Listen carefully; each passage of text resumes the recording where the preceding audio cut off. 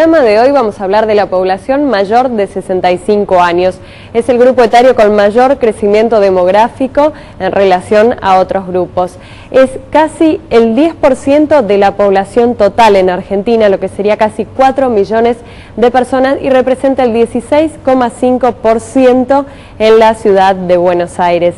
Para esto va a estar con nosotros la doctora Margarita Murgieri, es doctora en medicina, especialista en geriatría, presidente de la Sociedad de Gerontología y Geriatría de la provincia de Buenos Aires. También estará el doctor Eduardo Fox, médico geriatra y psiquiatra, presidente de la Comisión de Salud de la Honorable Cámara de Diputados de la provincia de Buenos Aires, y el doctor Gabriel Batistela, presidente de la Sociedad Argentina de Medicina Familiar, Urbana y Rural, médico, coordinador de salud y sociedad. Buenos días, doctor Jorge Moreno. Hola, Paula. Bueno, la verdad que hoy tenemos unas compañías muy relevantes para hablar de un tema también muy relevante.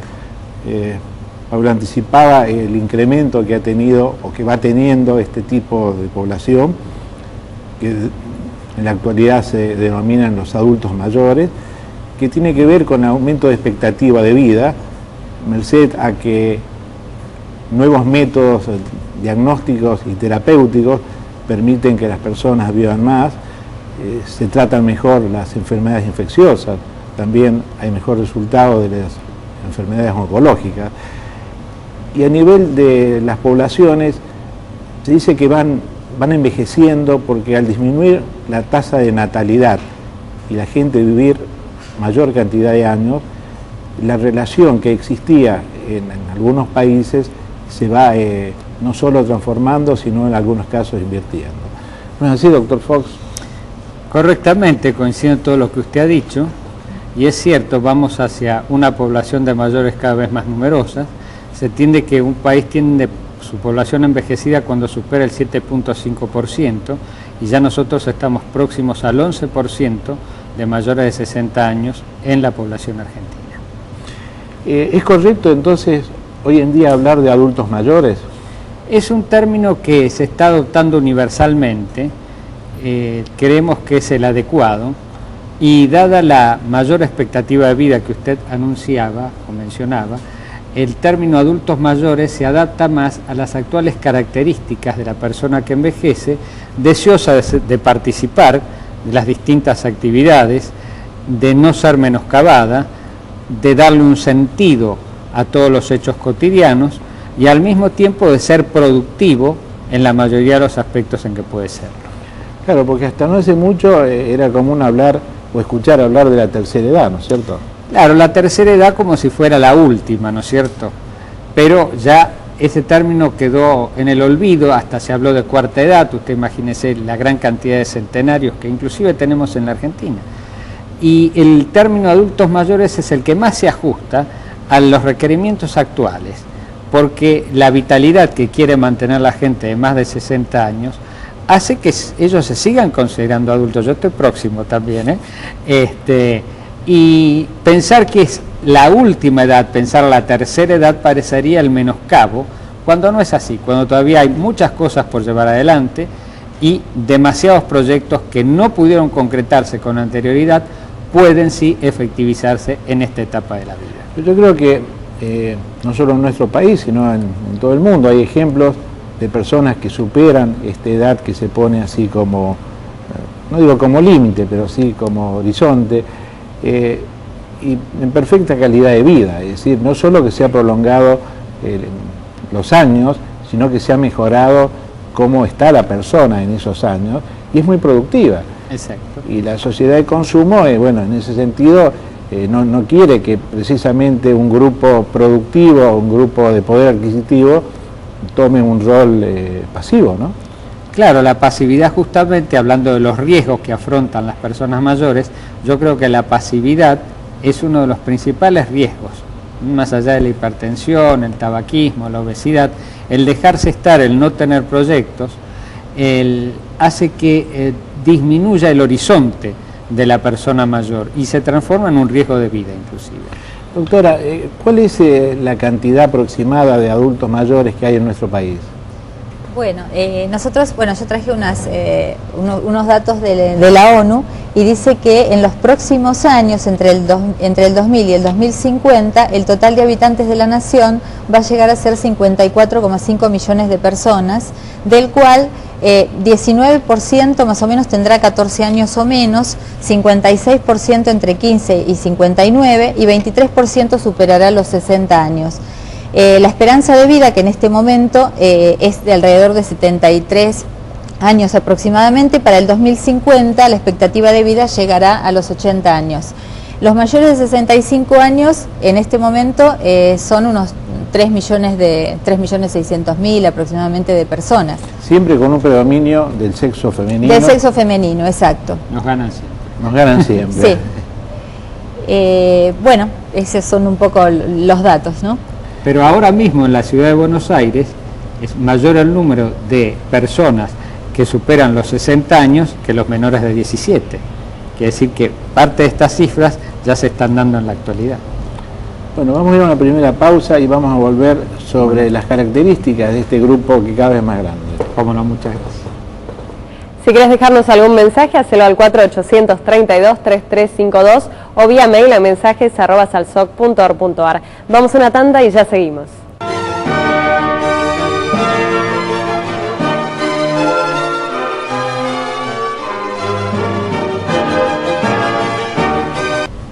Doctor Fox, habíamos dado las características que es un adulto mayor. A mí me queda una pregunta, porque la sinonimia adulto mayor en una época de tercera edad, envejecer, ¿esto es una enfermedad? No, al contrario, es un proceso biológico que debe ser aceptado y caracterizado como tal. Asociar persona mayor con enfermedad es justamente negarle el derecho a la vitalidad, el derecho a una vida plena, y es marginarlo del resto de las condiciones que disfruta la sociedad de años más jóvenes. Es decir que, al contrario, no hay ninguna enfermedad que sea propia de la vejez, y eso hay que recalcarlo. Pueden ser más frecuentes en la vejez algunas. Aún las dislipemias, el aumento del colesterol, las grasas, también se dan en los niños, y está creciendo la obesidad mórbida en los niños y las dishiperlipidemias en edades cada vez más tempranas. Fíjese que no hay ninguna enfermedad que sea característica o propia de la vejez. Digamos que el envejecimiento es un proceso natural de todo, es decir, todo crece y ese crecimiento, bueno, se va haciendo más maduro, va envejeciendo. Y eso no es ningún tipo de enfermedad, sino es un proceso natural. Exacto, y ya el propio Darwin lo dijo, estamos signados a ser la especie de mayor longevidad. Por un determinismo biológico que también habría que mencionar, la especie humana va a llegar a superar en todos los casos los 120 años en 4 o 5 décadas más. Doctora, este crecimiento del grupo poblacional, hizo que una especialidad que en algunas épocas no era tan común fuera tomando una mayor dimensión. Sí, nosotros somos unos adoradores de la especialidad geriatría, porque nos parece que es una especialidad muy importante, que además tiene mucho futuro, y creemos que lo mejor que pueden hacer los médicos que atienden viejos es justamente especializarse en geriatría o estudiar geriatría, porque es diferente que la clínica médica.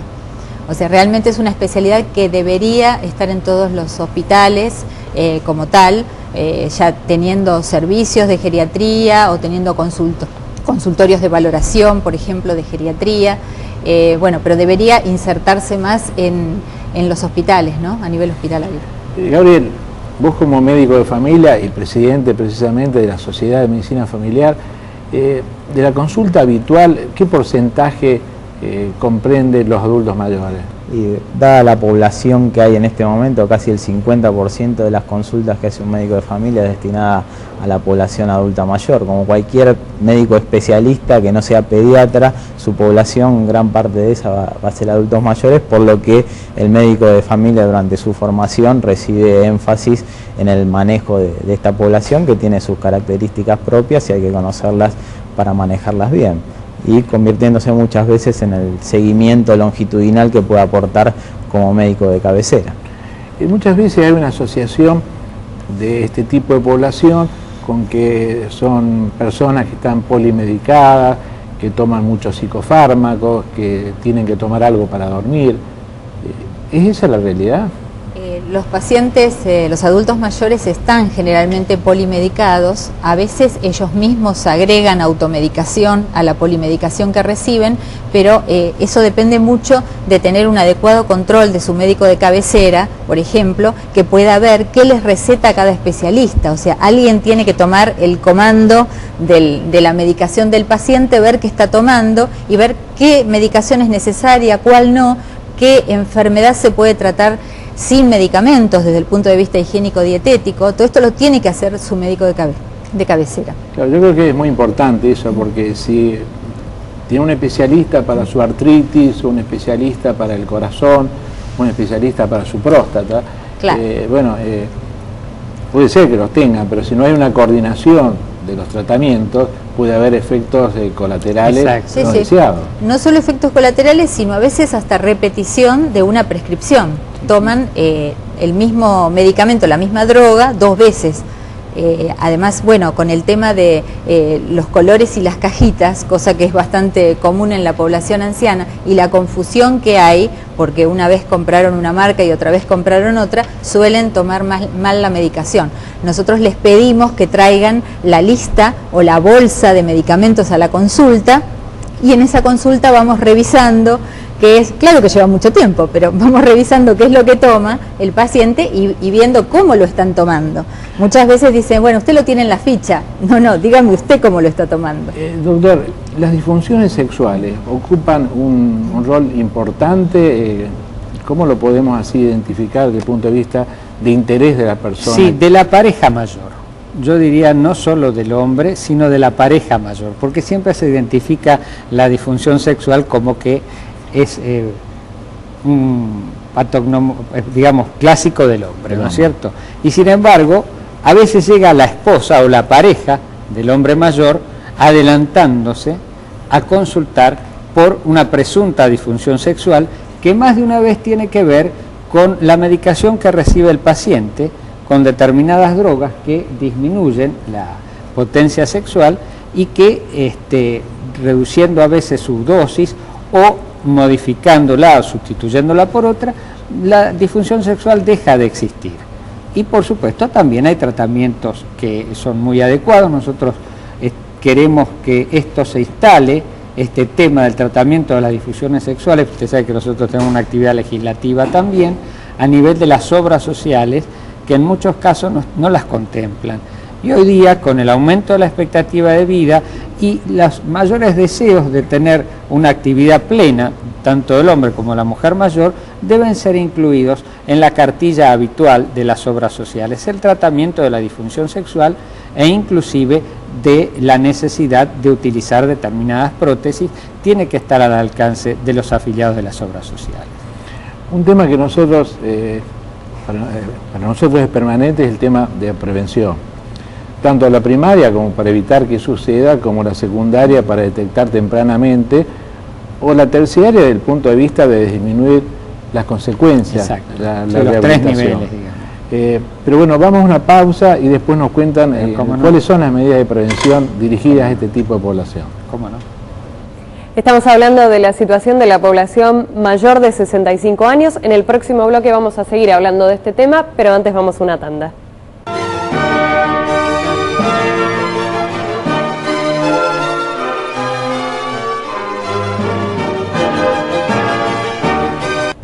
Habíamos dicho que íbamos a mencionar algunas medidas de prevención. Estamos hablando de la pareja y los posibles trastornos de disfunción sexual.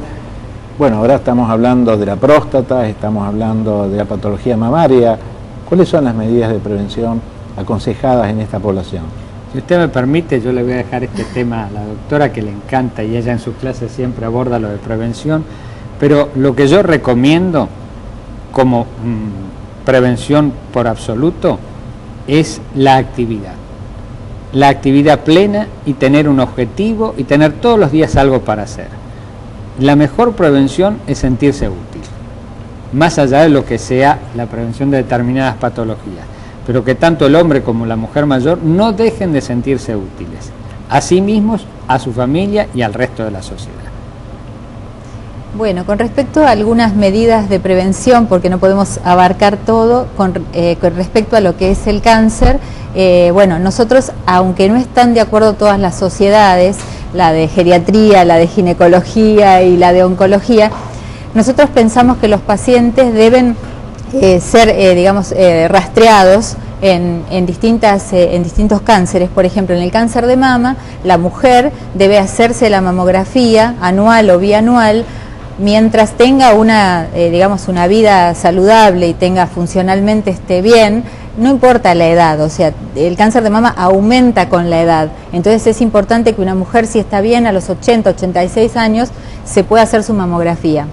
Con respecto al cáncer de cuello, el cáncer de cuello disminuye con la edad, o sea, es más frecuente en las mujeres más jóvenes, pero es muy agresivo cuando lo tienen las mujeres mayores. Entonces nosotros decimos, y la Sociedad de Ginecología está de acuerdo, que con 3 PAP normales, por ejemplo a los 65 años, puede seguir haciéndose cada 3 años, pero no dejar de hacerse. Otras medidas están en discusión, por ejemplo, para el cáncer de ovario, hacer una ecografía transvaginal, algunos ginecólogos la recomiendan, otros no, como screening. Con respecto al cáncer de endometrio, bueno, generalmente se espera el síntoma, que es el sangrado. Esto es muy importante, que la mujer posmenopáusica que tiene un sangrado consulte rápidamente.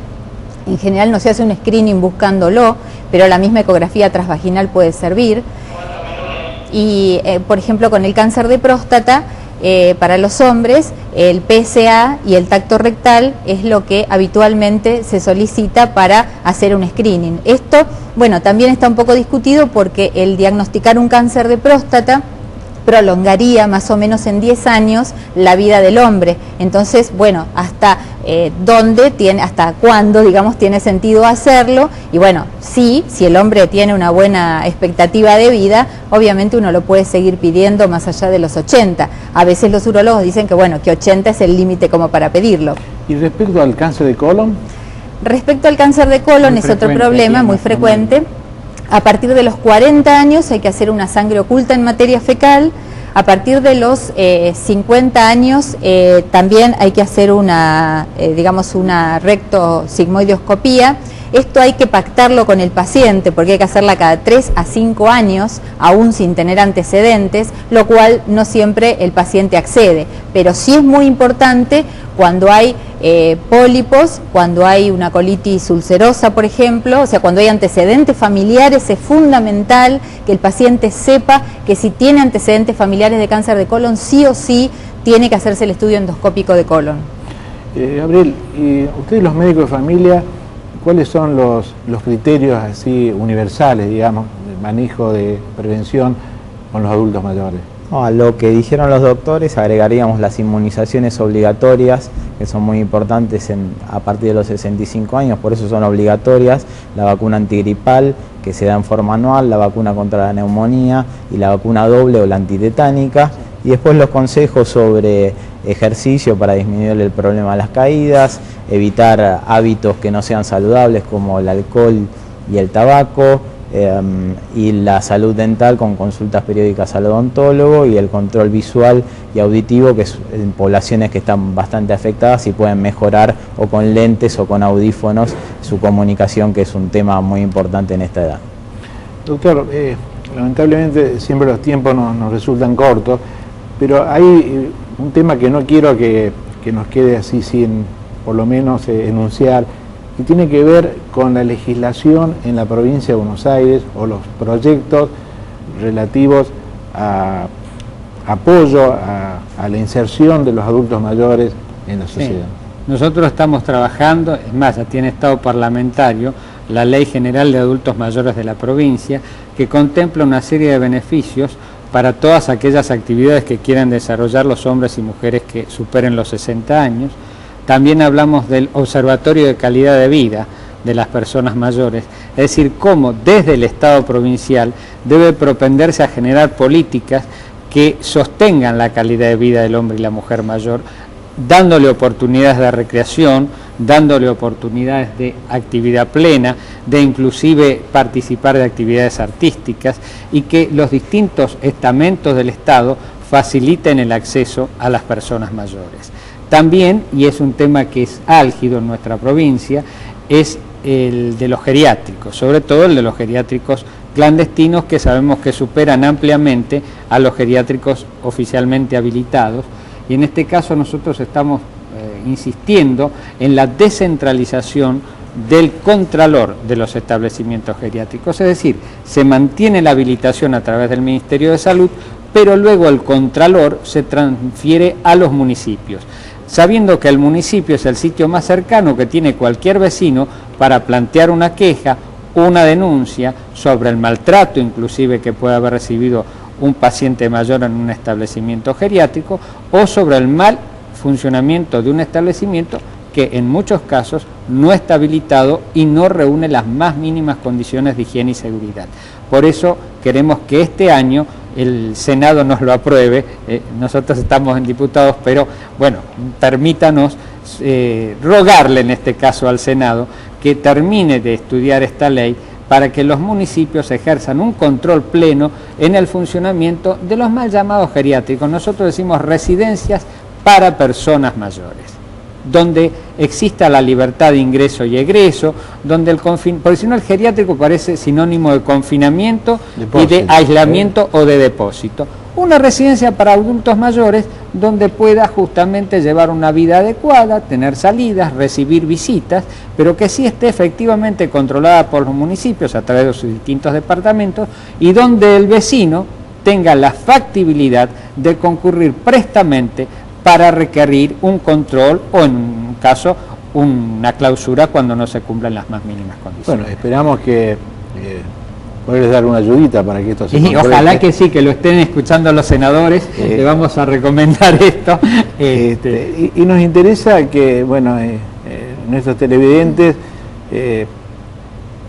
cambien, nosotros también lo tenemos que hacer, respecto a la cultura del trabajo, porque no hablemos de los adultos mayores, hablemos de personas de más de 40 años, ya la bolsa de trabajo empieza a estar restringida, cada vez más difícil.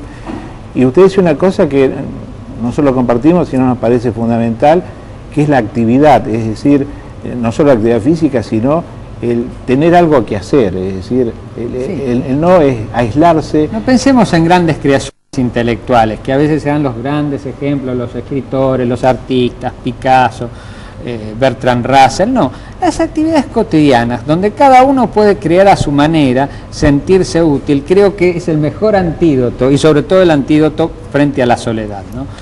Doctor, le agradecemos muchísimo que muchas gracias por esta oportunidad, y esperemos que se repita. No, lo vamos a hacer porque este es un tema que cada vez va a ser más importante y que nos interesa que la comunidad, los abuelos son fundamentales, pero no solo como abuelos, sino como maestros, sino como partícipes de una vida que se prolonga, y los que se prolongan en los años son protagonistas, no tienen que ser testigos. Gracias y hasta el domingo. Muchísimas gracias. Nos volvemos a encontrar el próximo domingo. En la semana pueden escucharnos en FM Cultura 97.9 los martes